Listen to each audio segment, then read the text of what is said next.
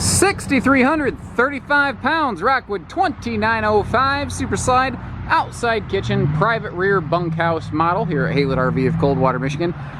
Basically, as far as I can tell, folks are just done camping. But this thing is in great shape with a very high level equipment package compared to most, Super Slide bunkhouse trailers. Now this is the Rockwood Ultralite Emerald series. In today's market, there are not different trim levels within a Rockwood series, but there used to be. There used to be the traditional Rockwood Ultralite, then there was the Emerald Edition, which is like upgrades. You know, if you think of like a more base series car, this is the one that has the fancy upgrades. Like we've got the solid surface countertops. Notice we have the matching sink covers, and the recessed stove is also flush mount to really maximize prep space there. That is sprayer faucet hardware. All pocket screw cabinetry and all raised panel hardwood doors, and refrigerator fronts was another upgrade that came during that time. This also has the maple wood tone upgrade, which was my personal favorite because it's a lot lighter and brighter in here than it could have otherwise been. We do have a laminated ceiling. This is an all aluminum constructed skeleton with laminated walls, roof, and the ceiling's on a mini vault to just help it look and feel a little bit bigger in here. We've got an extra large true U-dinette. It's about 44 inches deep. You can tell because it sticks outside of the confines of the slide.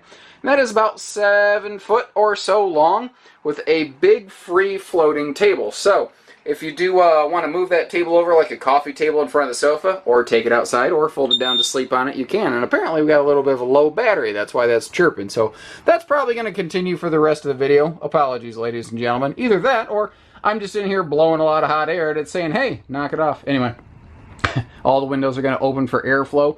We also have dual section day and night shades throughout, which tends to be one of those really high level features you don't usually find on a bunkhouse type trailer. Over here in the middle section, we've got excellent pantry and or extra closet space right here. And that does go floor to ceiling. You can see that goes all the way down there. Right beside us, we have our bathroom.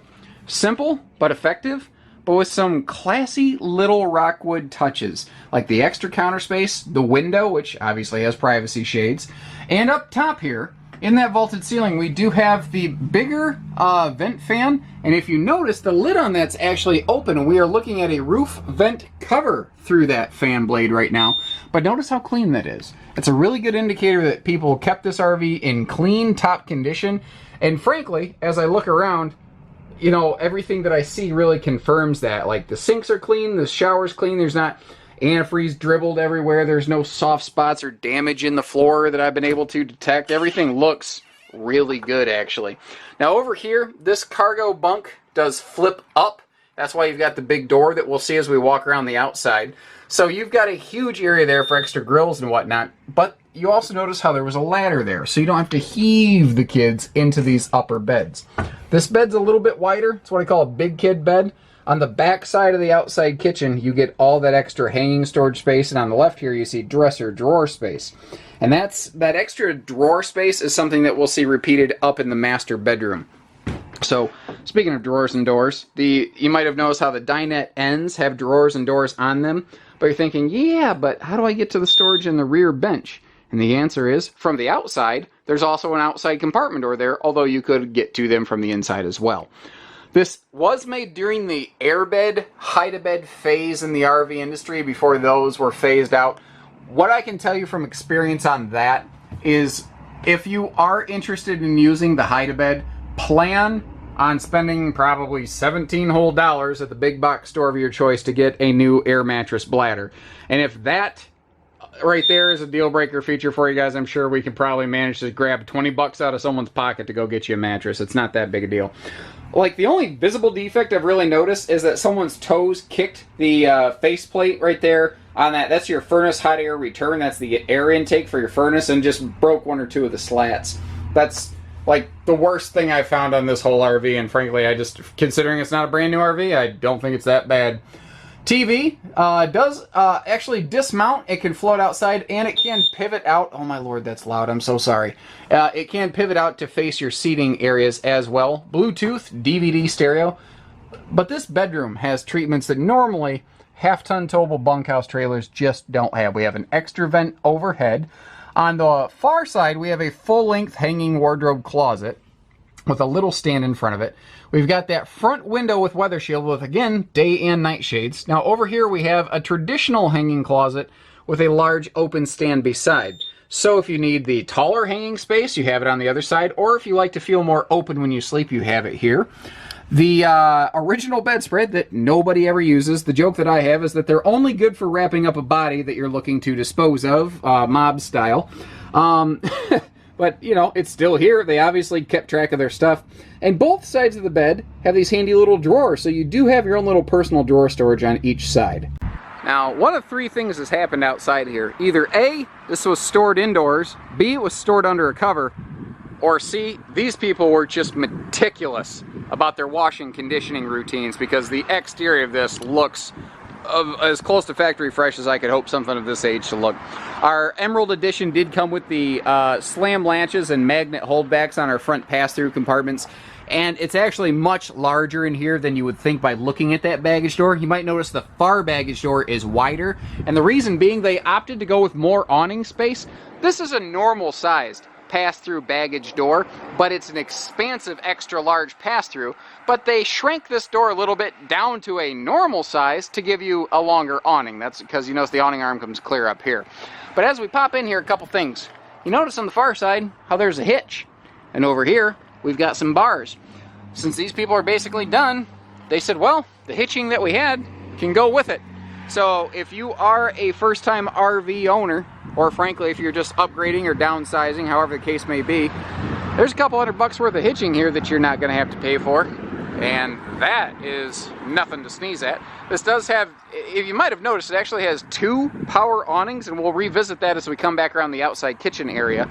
But we also have 4-corner power stabilizer jacks and a power tongue jack. This is as power's gonna get. So we've got frameless side windows with sliding slide side windows to give you maximum airflow while maintaining the ability to have some tilt open rainy day airflow windows, plus they're a little lower maintenance and there's no obvious seals that you need to take care of. And this is the back side of that U-dinette, so you can still access that storage right there. This big old cargo door that we talked about leads you to that bottom bunk in the bunkhouse. The bottom bunk can flip up to get out of the way, so if you've got stuff like big grills or totes or whatever, you have a perfect place to keep that stuff, in addition to that big front storage compartment.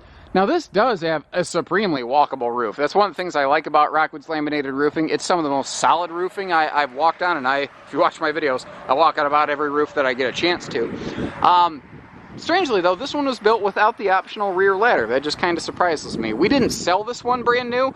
Apparently whatever dealership this originally came from, they didn't see the benefit of the ladders on the back. I personally feel that was an oversight, but neither here nor there.